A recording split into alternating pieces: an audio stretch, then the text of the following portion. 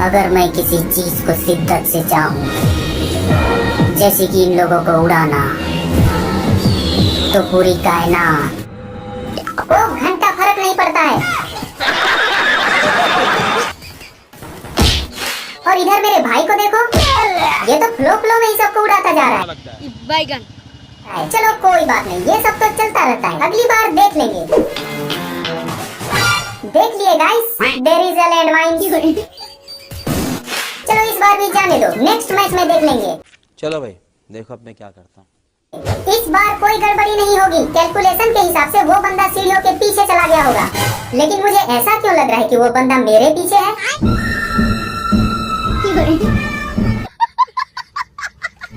अरे बाप रे, यहाँ से तो भागना पड़ेगा।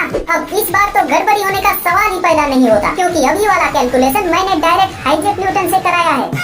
सारी उम्र में जो कर्जा बना रहा, इसकी माँ की मेरी जिंदगी सर्कस हो गई।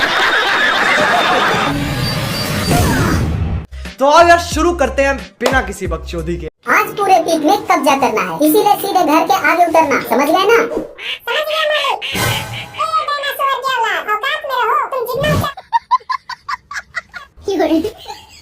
अबे अब तू कहाँ जा रहा है?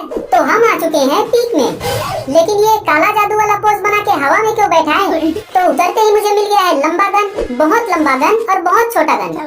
लेकिन यहाँ एक समस्या है कि अगर बंदा बीच में होगा तो उसको मारेंगे कैसे? ये समस्या है। समस्या का समाधान ढूंढने से पहले यहाँ 3 समस्या आ गए, और मेरे पास इतना छोटा गन है कि जो बंदा बिल्कुल चिपक ही जाएगा उसी को ये मार सकता है। बात तो सही है।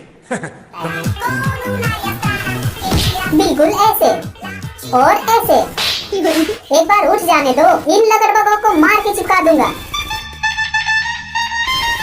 देखा, पूरे टीम की सफाई हो गई। अब इतना तगड़ा क्लच करने के बाद गलती से मेरे दिल के अंदर से एक आवाज आई। उसने कहा ब्रो यू आर प्रो। मेरा दिमाग बिलाई अजी घंटा, अगर मेरे पास बहुत छोटा गन ना होता तब तो मैं मर ही जाता। अब वक्त आ चुका है यहाँ से जाने का, लेकिन किसी को बहुत जल्दी है हमें भेजने की। वो बंदा सामने ग्लोअर में छिपा हुआ है। अब ऐसे सिचुएशन में हमें एक ही गन बचा सकती है, गन। तो मैंने उस पर चला दिया गरम है गन, लेकिन वो झोलाया नहीं। अब मुझे यूज करना होगा प्लान बी, ग्रेनेड। जा सजना, उसको उड़ा के आ।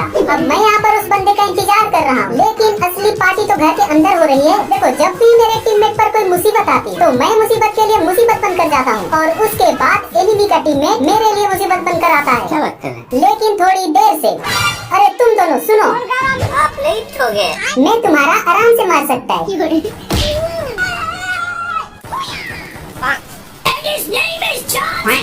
ये दोनों तो मूल माचो स्टाइल में निपट गए, बोले तो बड़े आराम से। तो पीक में आने के बाद मेरा सीन कुछ इस तरह का रहता है। लेकिन अगर बात करें मेरे भाई की, तो उसका तो पूरा सिस्टम ही अलग है। जब से राउडी भाई ने वन टैप के नाम पे उसको डबल वेक्टर पकड़ाया है, कतई बावला हो चुका है वो। अरे बस कर, अब क्या डबल वेक्टर से आत्मा निकालेगा बंदों की?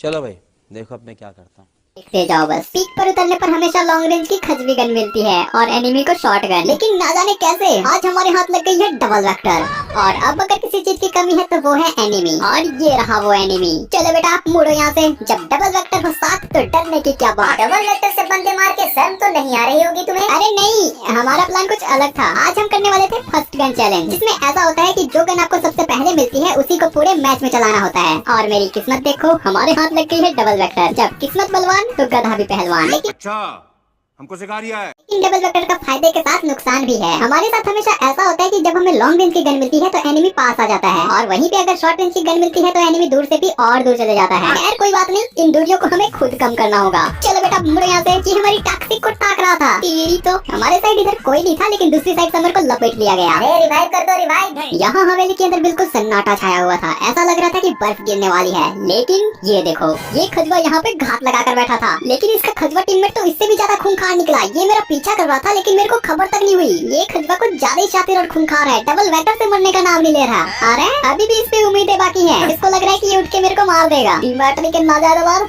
कुछ दिन पहले वन शॉट इंडिया ने अपनी वीडियो में ये कहा, डिमेट्री को ऐसे प्लेयर के लिए बनाया गया जिनको कोई रिवाइव नहीं करता था, लेकिन डिमेट्री के आने के बाद वो प्लेयर भी सबको रिवाइव करते हैं जो कभी किसी को रिवाइव नहीं करते थे। खैर अभी तो समर को रिवाइव करना है। समर को रिवाइव करते ही टॉक्सिक की पेटी बन गई। मतलब किसी न किसी को मरना ही होता है। आजकल लोग गेम थोड़ी रिवाइव खेलते हैं। कोई डिमेट्री से रिवाइव हो रहा है, कोई इंजेक्शन से, कोई रिवाइव पॉइंट से, कोई सोलो डियर से गाड़ी में, कोई जोन के अंदर है, कोई जोन के बाहर है। मतलब रिवाइव का प्रोसेस कंटिन्यू चल रहा है।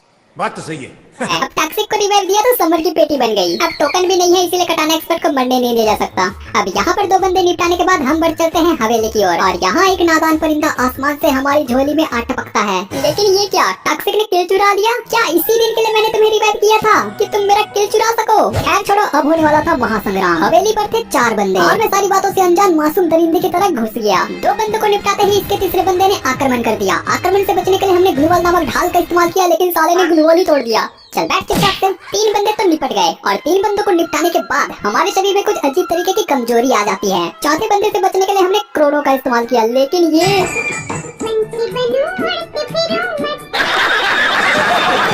इस पापा की परी को देखकर हमारे डबल एक्टर ने इसके साथ आशिकी लड़ा। ये फंस गया सी है। साला फायर तो हमने भी किया था, लेकिन ये गोली निकली क्यों? जब बेइज्जती है। क्यों नहीं? खैर छोड़ो, मिलते हैं नेक्स्ट वीडियो के अरे साथ। रुको, अभी तो उसका गेम प्ले बाकी है। किसका? अरे उसका किसका?